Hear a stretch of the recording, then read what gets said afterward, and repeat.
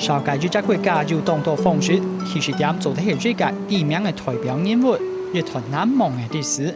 當地體制為文化，也係講本應驕傲嘅建築。對大部分體制擺雕上，愛爾蘭兩地土田人來講，都係本目前所看到幾片強烈嘅風景感同。愛爾蘭嘅柳上面染布，唔但長本嘅讓到翡翠之都嘅美名。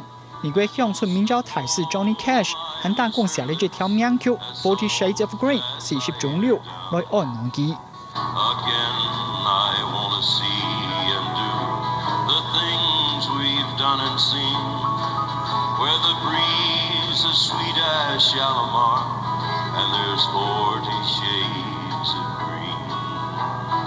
愛爾蘭島嘅面積變化差唔多係7萬呎平方公里，為咗些地方殺損才能經過了愛爾蘭兩隻國家。會變做日島兩國係因為4年10世紀初，英國開始佔領愛爾蘭。愛爾蘭本應統治將權800年之後，1919年北方六權和南方26隻權爆發內戰，埋下分裂種子。1921年，英國冇辦法，只好接受南方設立愛爾蘭自由邦，南北分裂。1937年，愛爾蘭自由邦改制變作愛爾蘭共和國。1948年正式脫離英國聯邦，兩隻國家都政治方面搬到離。兩團邦人抗爭時，都可以到愛爾蘭2年復興傳統相互呼應。When we were a colony of the British, Irish was essential to our identity and to asserting our distinctiveness from the British. So, in that sense, there was a popular movement which Douglas Hyde, who was the founder of the Gaelic League, as you said, but also was the first president of the independent Ireland. Douglas Hyde tapped into that popular feeling and promoted the use of Irish through the Gaelic League.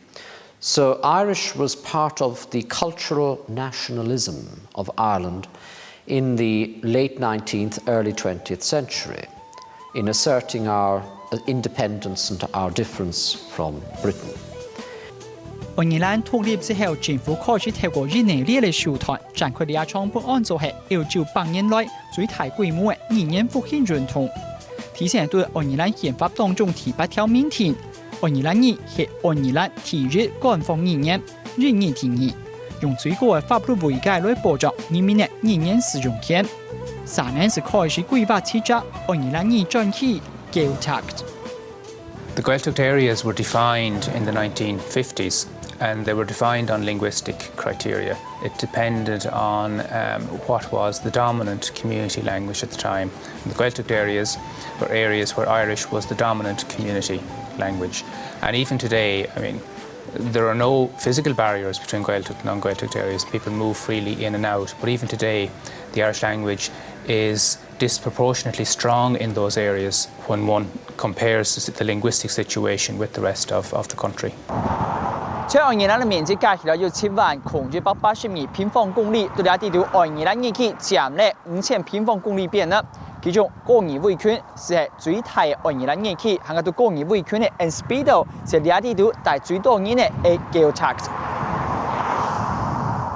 語言區嘅規劃係愛爾蘭政府保存愛爾蘭語最重要嘅方式之一，相關嘅配套措施乜嘢都有，包含鼓勵創業、稅務優惠。財政補助、發展觀光，本來都有大體會察愛爾蘭西部，都是話長度下大企業，在透過經濟成長提高影響力。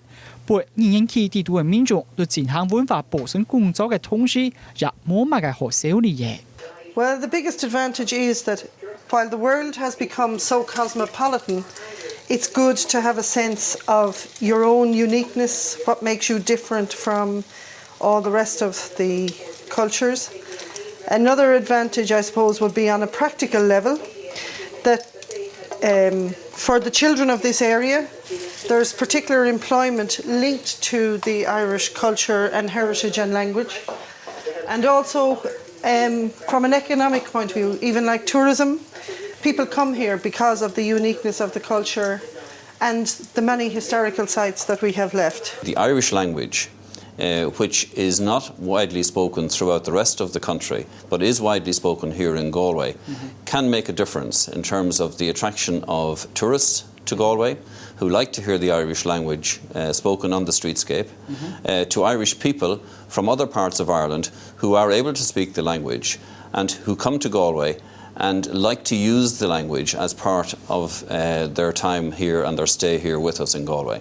It's also very important for people who wish to conduct their business through the Irish language that our companies have an ability to communicate with them in the Irish language, which is the first language of the country. We have a special full page in the Irish language every week, and we encourage people to use the Irish language over the names of their shops and in their advertisements. And very often people say, yes, we're glad to put in a phrase of Irish. You don't have to speak Irish to become Prime Minister of the country, but it is good to speak Irish to reflect, our individuality, our difference. I think it's very important. So that is indeed good for doing business. No question, no question.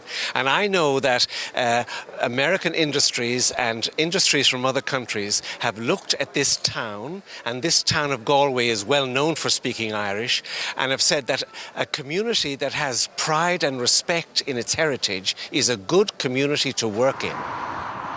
為到嘅下好管理，啱先發現愛爾蘭議區嘅市區，政府也將價值語言推廣機構直接設立到4鋪，接權地方把握脈通。Údarás na Gaeltachta is responsible for development of the economy and the language in its heartlands in the Gaeltacht areas. We're an organisation that's very much on the ground. We're seen as being very local. We have regional offices in Donegal and in Mayo and in Kerry and in Cork. So we're very much approached on a regular basis, very open to the local people. As I said, there's over 8,000 people employed in companies that have received assistance from Údarás na Gaeltachta. And the question could be raised, would that employment be available if Údarás wasn't here? Forest na Gaeilge is part of the peace process north and south, the peace process within Northern Ireland. It has a developmental role in both parts of the island in terms of supporting the Irish language. Basically, the role of the organisation is to promote the language as a living language throughout the island of Ireland. So we would have many different remits, from education, communications, marketing, literally pure marketing of the language as an everyday communications tool. The Commissioner Changa is an ombudsman type figure. And we got the idea of having this sort of an ombudsman figure from looking at language legislation in other jurisdictions, particularly in Canada, where they have a commissioner. And his job is to make sure that the citizen has redress where government departments or public agencies generally don't meet their obligations in providing services through the Irish language. Well, my job effectively is to ensure that people who want to do their business in Irish with state organisations, with the health boards, with government departments, with the Department of Education or Social Welfare, any of these departments can do that.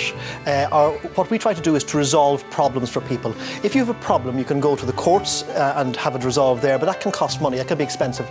We provide a free service to try and resolve things in an impartial and independent way. So we're there to help to solve problems people have. We try not to solve the individual problem, but to solve a problem so as it is solved for everyone in the future. You take one particular case and you try and change the system so as that no other person will have the same problem again.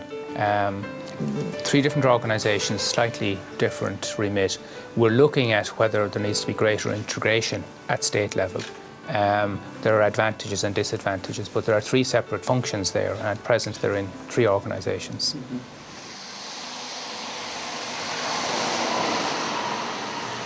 也都有幾個經費主要係來自社區、鄉村、愛爾蘭議區鋪嘅補助，但強烈咗普及單位2009年嘅預算是高達4.43億歐元，也是新台幣200億。難怪愛爾蘭嘅語言復興運動為本案作幾百年來歐洲最大規模嘅。香港透過政府力量所進行嘅語言政策係唔單強咁樣，從1930年代開始是透過國民教育體內。強制難免愛爾蘭語變作必修科目，也係天然學。也是講從4歲開始，一直到15歲為止，大家人至少維護12年呢。愛爾蘭語。agus ag seaamh dhéagán ó sa cheann, agus bhí píosa beag cáise ina gob aice. 愛爾蘭語係愛爾蘭地區嘅必修課程，尤其對愛爾蘭嘅學期地圖。嗰時候學生嘅一禮拜要上課25點鐘，其中只有3點鐘係教英文之外，其他時間全部都係用愛爾蘭文嚟上課。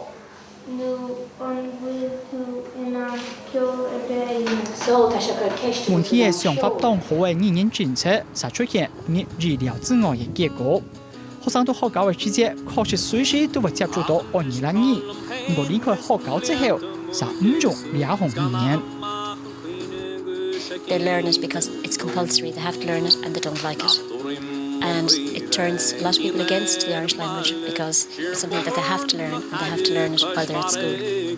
1932, and during the 1930s we had, and it is when it made it compulsory that people reacted against it. It's a curious irony again. Perhaps if the language had not been made compulsory at school, more people would be speaking it freely today out of choice rather than compulsion.